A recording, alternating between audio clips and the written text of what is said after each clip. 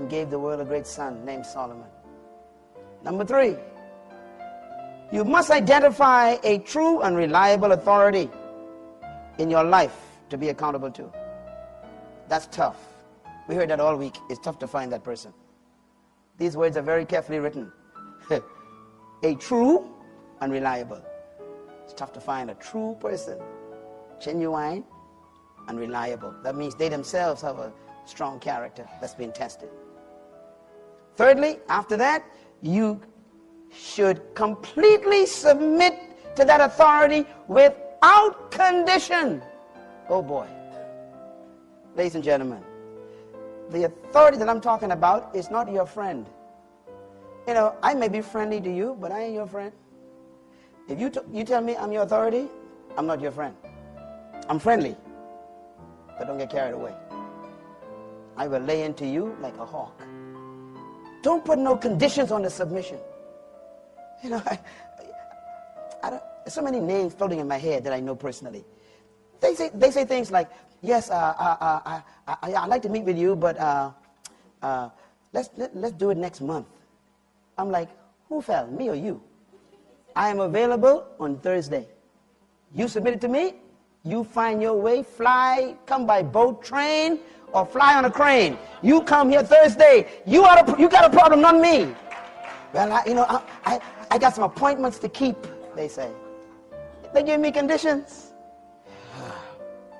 Number 5, obedience to the advice and the counsel and the instruction of that authority without condition. This is tough. So that means if they tell you, I want you to step down from your position for a year while we help you be restored, you have to literally go before the organization and say, look, my authority said I must step down for a year. I am going to see you next year.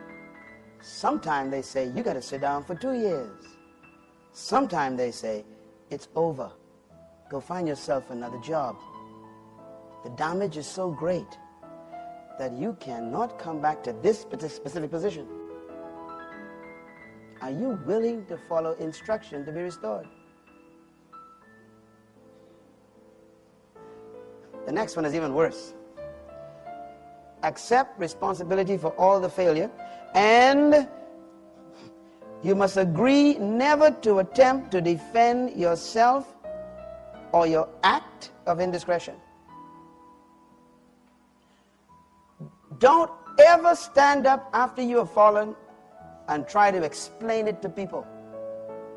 I'm giving you something very important here, because you are disqualified to speak. You lost your authority. So what do you do then if you want the people to understand? It leads to number 8. You must allow the authority to represent you to the greater community. Let them speak on your behalf, because they still have authority with the people. You know, when Peter messed up, Peter denied Jesus. You remember that?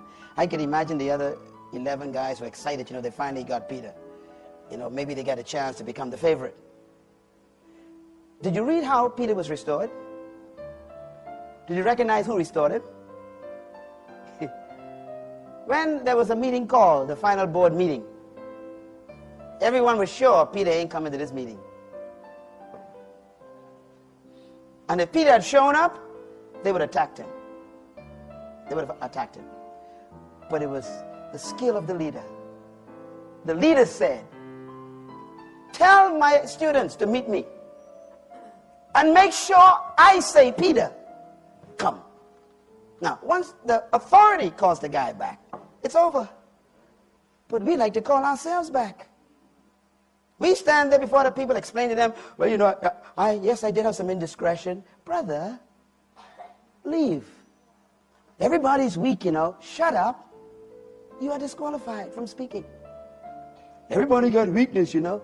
You are disqualified from speaking. Your safety under failure is your authority. What did I say? Please write this down. When you fall, run for cover. Don't run for explanation. Run for cover. shut your mouth, you are disqualified. This is why when you go to God, you cannot go in your own name. You are disqualified. So he said, don't ever go to the authority in your name. Your name is no good. Is this good?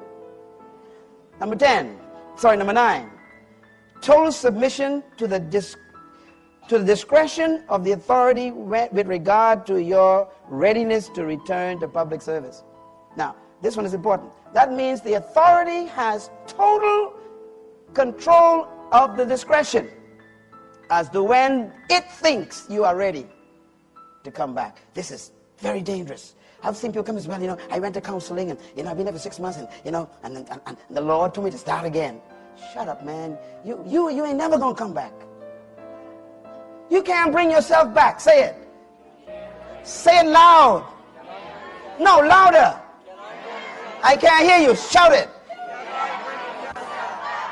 Don't you ever forget that. You cannot bring yourself back after a fall. The authority has to bring you back. And the authority controls when that happens. That's why people never come back. They just kind of walk back. They're not sent back. When the authority brings you back, then the followers' respect for the authority begins to restore the trust account. Because the followers don't trust you anymore. They trust the authority. You got to rebuild the trust. So they got to trust the person who you trust, so they can start restoring your account. In other words, the followers think, if he trusts him again, then we will begin to trust him again. Remember, you can't demand trust. All right, last one. Permanent establishment of a relationship with the authority for ongoing accountability is necessary. That means never again, for the rest of your life, will you be without accountability again.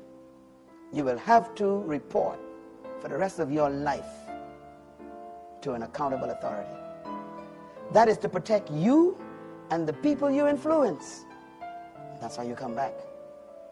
When people don't trust you anymore, they trust the ones you trust. And as long as the ones you trust you, they will put trust in you. That's why we can be trusted, because God trusts Jesus. He doesn't even want to know your name, because it might remind him of your past life. So he said, keep using my son's name for the rest of your life. All right, closure. There you are. Do you feel it? I feel it. Don't you feel it? Help me come back. You can come back after a fall, but you got to follow the instructions.